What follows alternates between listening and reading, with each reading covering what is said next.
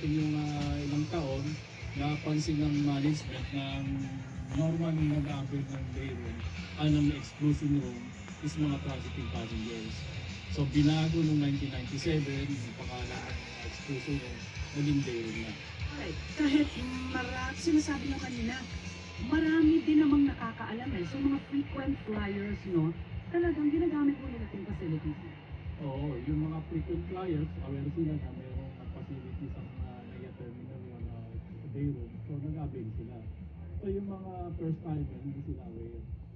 So kaya nga nung sa arrival ko dito, kasi restricted area to, ang nakakapag-avail lang yung mga passengers, arriving passengers.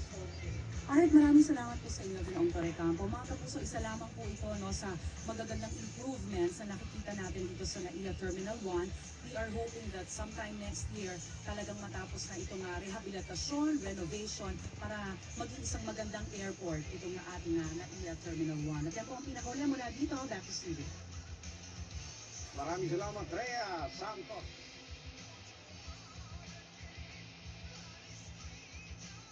Na minsang binansagang worst airport in the world, nakatakdang madagdagan ng pasilidad. Itatayo ang isang gusali para sa mga sumusundo at naghahatid sa airport. At kasama sa proyekto ang ilang premyadong industrial designers at architects. Jessica, madalas paksa ng kritisismo yung Terminal 1 itong Ninoy Aquino International Airport, pero patuloy ang rehabilitasyon nito at ang isang konsepto sa pagsasaayos nito na naisang tabi noon ay muling ibinabalik sa proyekto. Narito ang ulat. Mula sa iba't ibang turista sa buong mundo, isa sa mga reklamo, mga lumang pasilidad. Noong 2011 din, naging viral video ang NAIA Terminal 1 Rehabilitation Concept ng premyadong industrial designer na si Kenneth Cobonpue, Architect Royal Pineda at concept designer Burji Layug.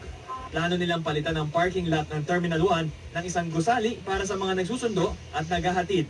Pero hindi nabigyan pansin ang disenyong ito dahil pinili noon ng DOTC na ipaayos ang paliparan